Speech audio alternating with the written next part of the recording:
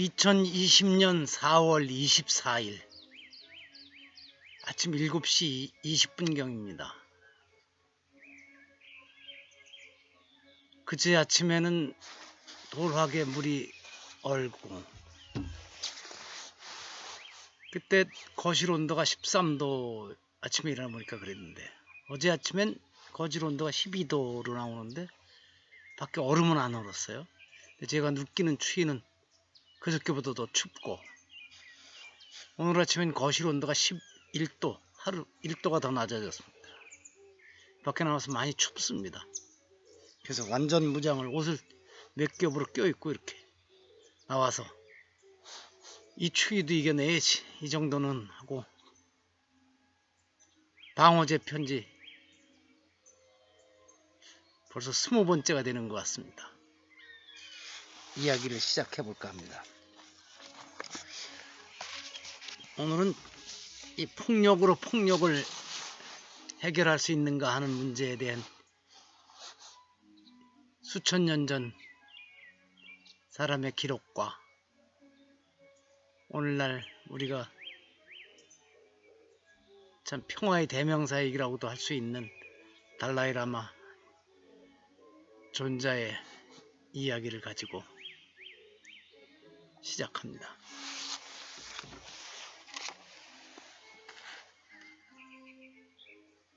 이폭, 역폭해, 부지기비의.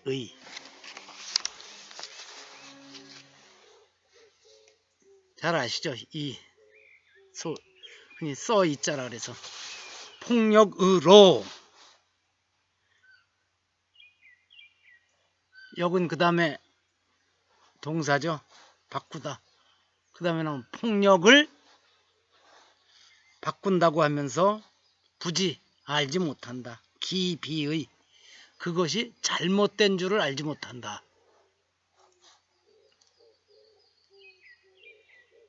이게 전설상의 인물일지도 모르겠지만 우리나라 어느 유행가에도 한번 나왔었죠. 백이숙제였죠. 그러니까 그 은나라라고 상이죠. 거기에 마지막 주왕이 하도 못된 짓을 일삼으니까 주나라 문왕, 그 다음에 무왕 해서 그 난폭한 자들을 무너뜨리고 새로운 주왕조를 건설하죠. 그런데 이 백이숙제는 폭력으로 폭력을 뒤집어 엎는 그걸 받아들일 수 없다고, 새로 들어선 주왕조에서 그렇게 설득을 해도 도망을 쳐서 수양산에 들어가 고사리만 캐먹다 죽었다고 하죠. 새로운 왕조에 써져가는 음식을 먹지 않겠다 이런데, 아니 누군가 잊어버렸습니다. 그랬습니다. 그러면 수양산에 있는 고사리는 주나라 것이 아니냐, 이런 얘기 자체가 만들어낸 얘기일 가능성이 많죠. 다 백이숙제의 스토리도 그렇고, 요 10글자는 백이숙제가 지었다고 하는 시로 알려져 있는 겁니다. 글쎄, 수양산에 숨어들어서 그럴 수 있죠. 그런 사람들이 많았었죠. 또 옛날엔 왕조가 바뀌면, 요즘 세상이 잘못돼서 이 정권에 장관해 먹던 사람이 저 정권에 가서 또 장관해 먹고, 그것도 같은 당에서 이어진 게 아니고 전혀 성격이 다른 당이 정권을 잡은데도 그쪽 가서 뭘 해먹겠다고 그러는 사람들이 아주 많죠. 학자들 중에도 많습니다. 하여튼 뭐 이 정도로 얘기를 마쳐야죠.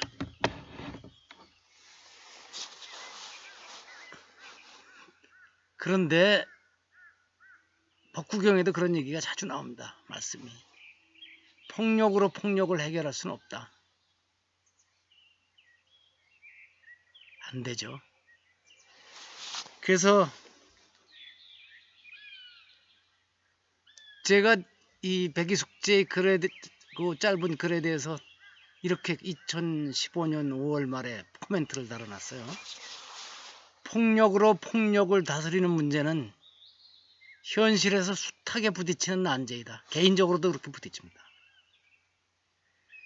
권력이 빚어내는 구조적인 악에 저항하는 이들이 마주칠 수밖에 없는 아주 풀기 어려운 과제이고, 이 때문에 무너뜨리고자 했던 폭력 집단이 사라진 뒤에는 자신들이 새로운 폭력을 행사하는 집단이 되고 마는 것이다. 한국의 야당이 계속 실패를 거듭하는 것도 비슷하지 않을까 싶다. 2015년이면 어디가 정권 잡고 있습니다. 그때는 지금 민주당이 야당이었는데. 우리나라에서도 그랬습니다만 과거 중국의 역사에도 그렇고 세계 거의 모든 나라의 역사에서 그랬죠.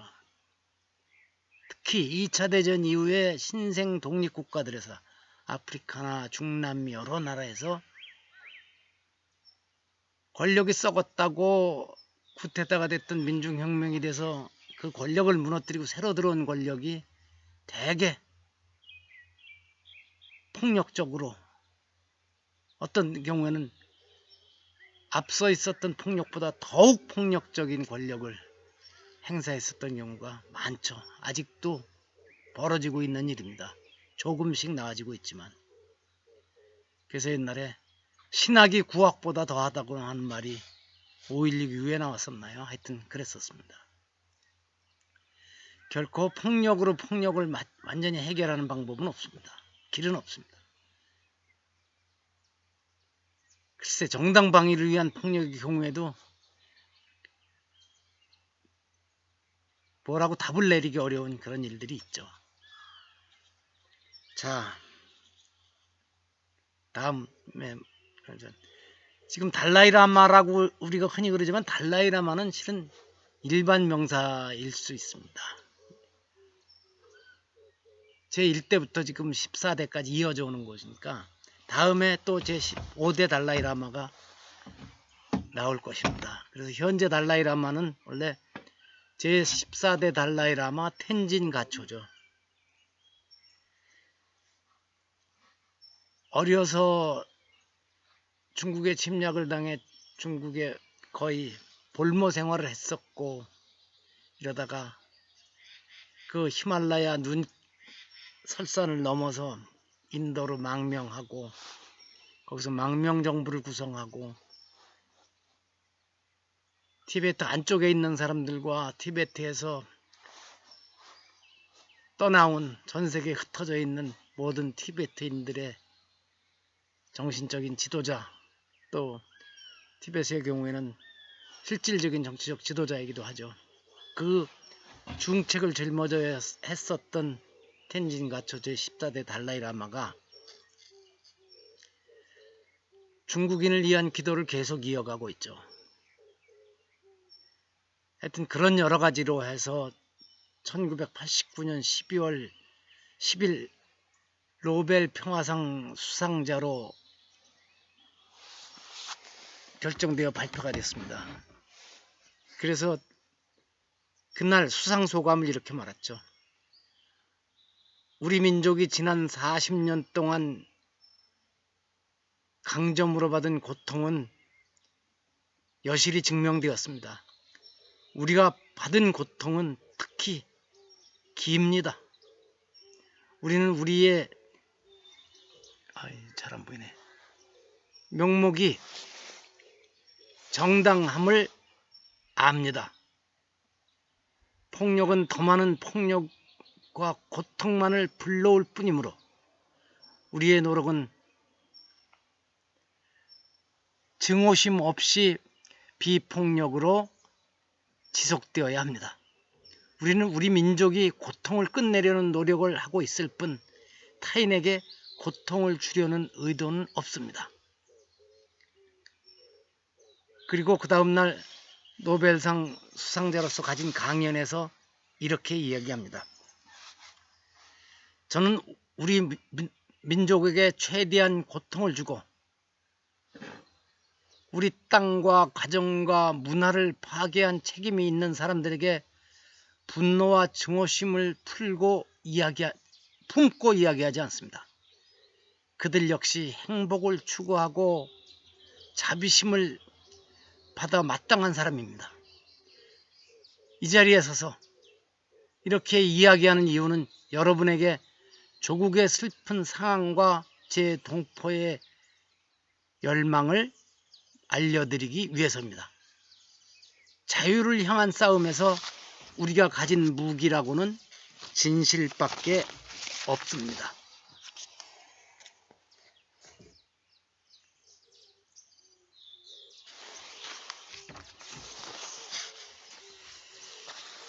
그래서 이 달라이라마에게 동의하지 않고 저항하는 티벳인들도 꽤 많은 것으로 알고 있습니다. 우리도 과거 일제강점기에 그런 서로 갈등도 있었고 독재정권 체에서도 마찬가지였었죠. 저들이 저렇게 하고 있는데 우리가 어떻게 평화반 얘기할 수 있느냐. 정당한 폭력은 행사해야 되는 거 아니냐.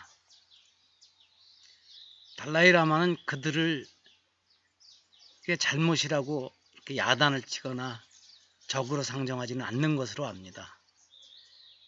그 배경과 이유를 이해하기 때문이죠.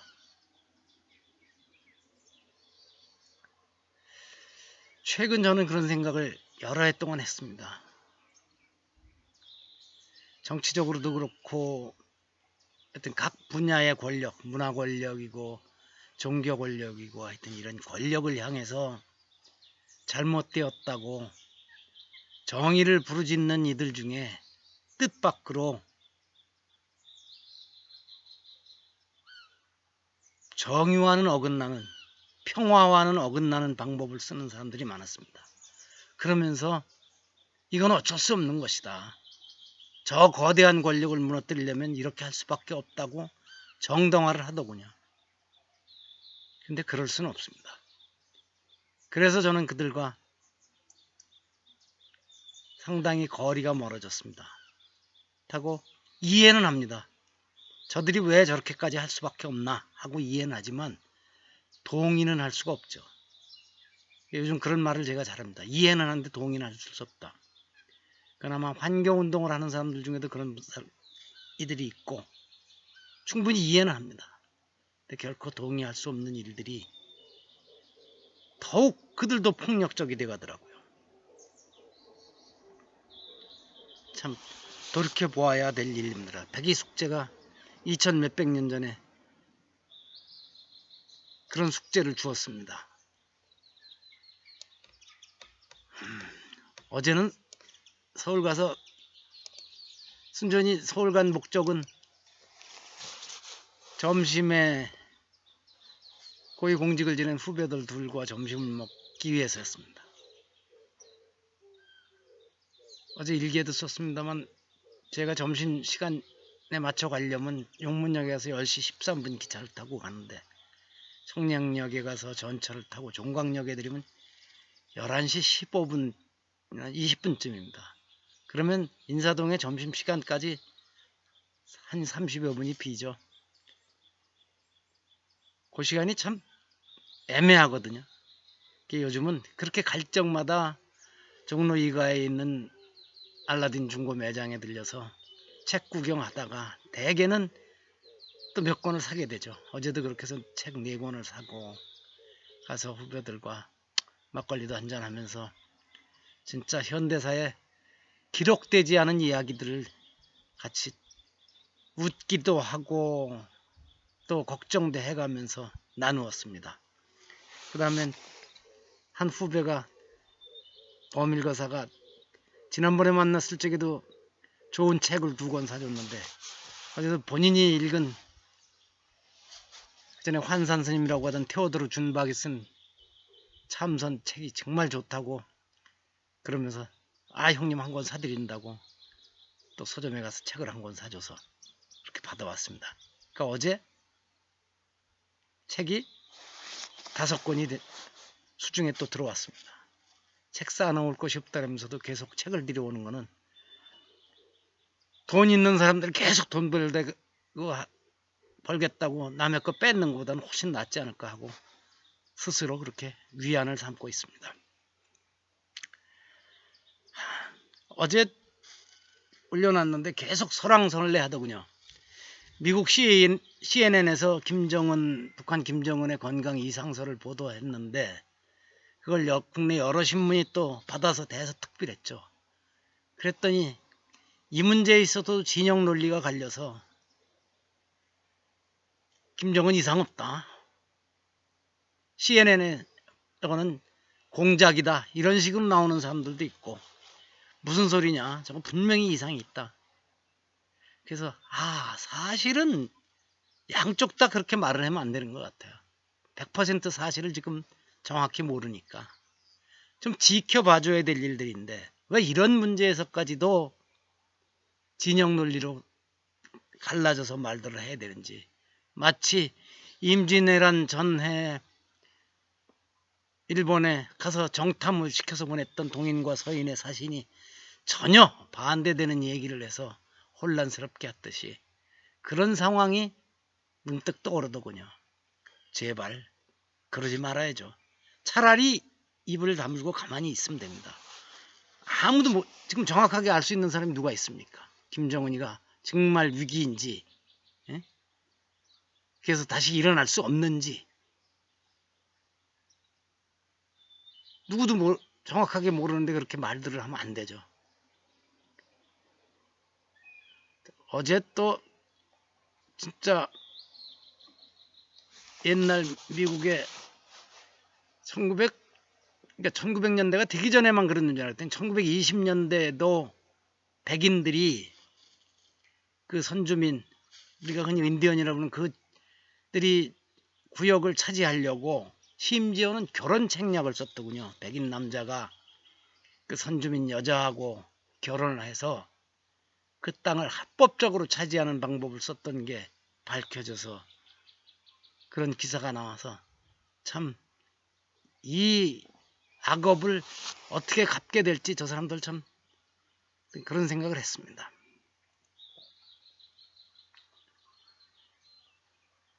하여튼 이렇게 해서 그리고 어젯밤에는 어떤 뉴스를 불교계 관련 소식을 이렇게 보다가 생각했습니다. 서울의 아주 대형 사찰의 문제하고도 관련져서인데 S대 법대 나와서 사법고시 합격하고 법원장까지 지냈다고 해서 훌륭한 인물이고 존경받을 만한 인간일까? 전혀 아닌 인사 하는 짓을 보면 영 고개를 젓게 되던데 일어났는데 그 얘기를 페이스북에서 보고 몇 분들이 한 분은 누구 얘기인지를 알고 서울 동쪽에 있죠 그랬고 다른 분들은 그게 서울 법대 나와서 그렇겠냐 법원장이라서 그렇겠냐 인간성의 문제다 하는 분도 있고 하여튼 그런 사람들이 꽤 있더라고요. 저는 그 S대 법대 출신들 중에 훌륭한 분들도 있지만 못된 사람들을 몇 명을 실제로 겪어봐서 참 동의가 잘 안 되는 사람들이 많습니다. 오늘 영상 편지는 또 이렇게 해서 마무리하겠습니다. 새소리가 요란스럽지 않죠 오늘은?